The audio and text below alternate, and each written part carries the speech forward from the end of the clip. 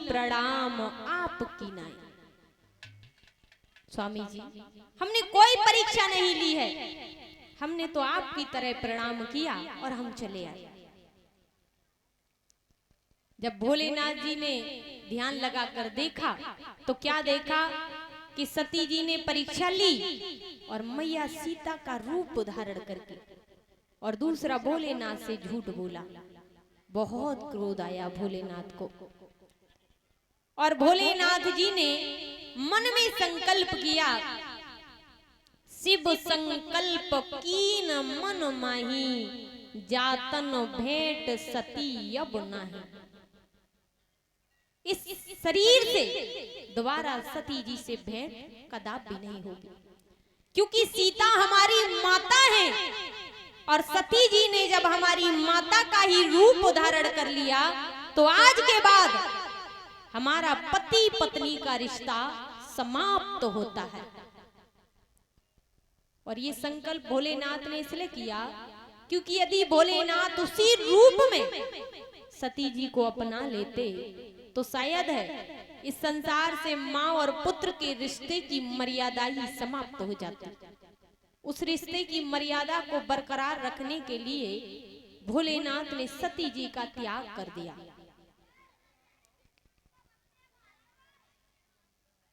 आकाश से आकाशवाणी हुई, भोलेनाथ आपका संकल्प उचित है। सती जी समझ गई कि भोलेनाथ ने मेरा त्याग कर दिया, लेकिन गलती इतनी बड़ी की थी, भूल इतनी बड़ी थी कि सती जी तो आकर कुछ कह भी नहीं सकती थी, कुछ नहीं कहा। थोड़ी देर बाद भोलेनाथ ने प्रभु के चरणों में ध्यान लगाया और उनकी समाधि लग गई। भोलेनाथ की समाधि कोई ऐसी वैसी समाधि नहीं है जो हाल लग जाए और हाल खुल जाए। यदि एक बार लग गई तो हजारों सालों के बाद ही खुला करती थी। अब तो सती जी भोलेनाथ को मनाने का प्रयास करने लगी, तरह तरह के उपाय करने लगी, लेकिन भोलेनाथ पर कोई प्रभाव नहीं पड़ा। इसी प्रकार से सती जी को रोते बिलखते 87,000 साल गुजर गए। तब जाकर के भोलेनाथ ने समाधि को खोला। जैसे ही समाधि को खोला, सती जी भागकर भोलेनाथ के समक्ष आई और बगल में बैठने का प्रयास किया तो भोलेनाथ ने उन्हें रोक दिया, ठहर जाइए, आप हमारे बराबर में नहीं बैठ सकते, क्योंकि हमारा पति पत्नी का रिश्ता समाप्त हो चुका है, इसलिए अब आप हमारे बाम अंग में विराजमान नहीं हो सकती। और जो आसन बगल में रखा हुआ था सामने डाल दिया और बैठा लिया। वार्तालाप होने लगा। दोनों में सती जी की नजर ऊपर की तरफ गई तो क्या देखा कि आकाश मार्ग से अनेक देवगण सज धज करके अपने विमानों में बैठ करके चले जा रहे हैं। तो सती जी ने भोलेनाथ से पूछा कि भोलेनाथ, ये सभी देवगण इतनी सज धज करके विमानों में बैठ करके कहां जा रहे हैं? तो बताया कि सती जी, आपके पिता राजा दक्ष ने कनखल क्षेत्र में एक यज्ञ रचाया है, उसी यज्ञ में ये सभी देवगण जा रहे हैं। कहा आप कहा हमें बुलाया नहीं, इसलिए हम वहां नहीं जा रहे हैं। तो सती जी कहने लगी, भोलेनाथ, हमारे पिताजी से बहुत बड़ी भूल हो गई जो उन्होंने आपको नहीं बुलाया, लेकिन आज हमें माँ और पिताजी की बहुत याद आ रही है, इसलिए हमें भेज दीजिए। और सती जी कहती हैं,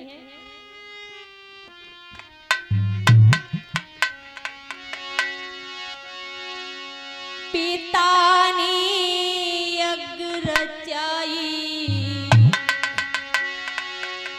पिता ने यज्ञ रचाई, मैं नाम बुलाई भरतार।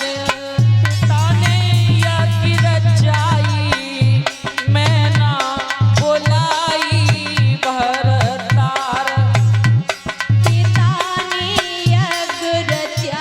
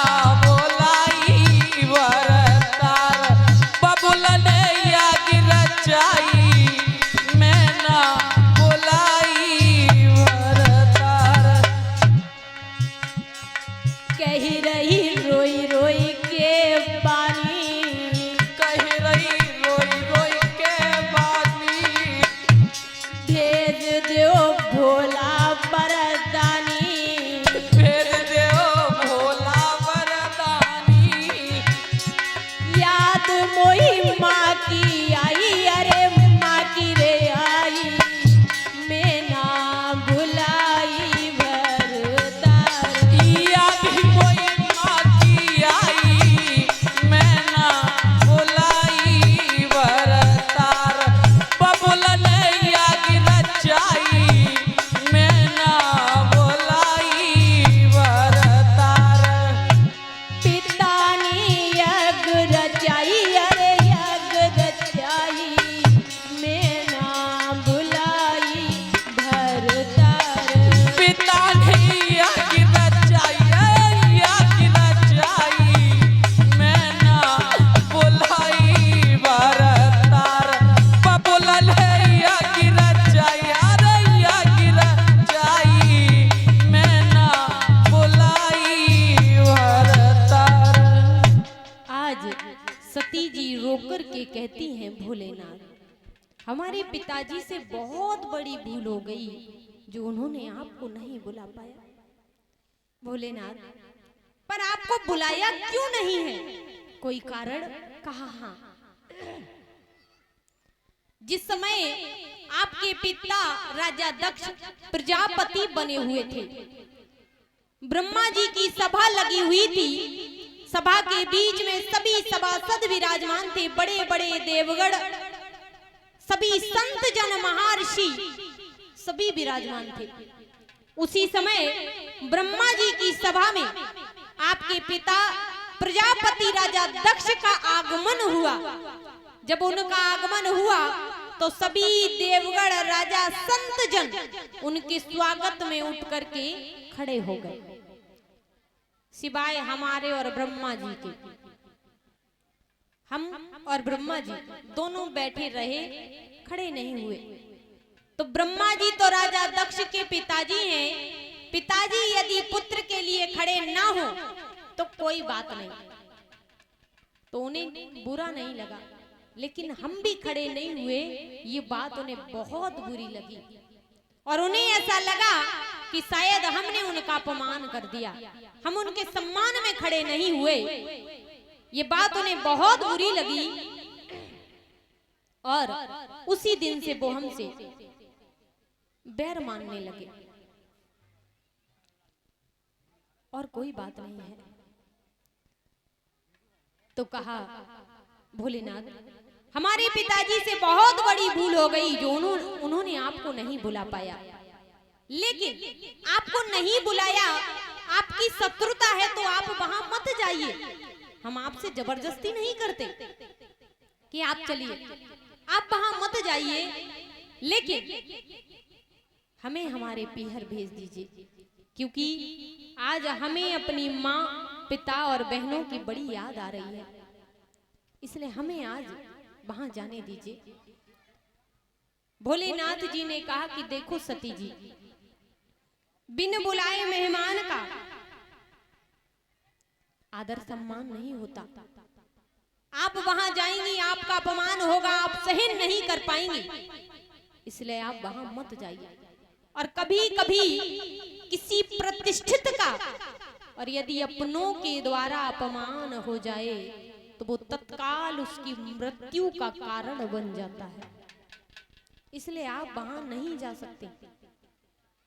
कहा, भोलेनाथ आपने ही तो कहा था कि अपने गुरु के यहाँ, अपने पिता के यहाँ भगवान की कथा में, भगवान के सत्संग में, भगवान के मंदिर में बिन बुलाए भी जाना चाहिए। कहा था, लेकिन किसी प्रकार का अभिमान ना हो तो जाना चाहिए। लेकिन आपके पिता ने आपको अभिमान वश नहीं बुलाया, इसलिए आप वहां नहीं जा सकते। और कहा,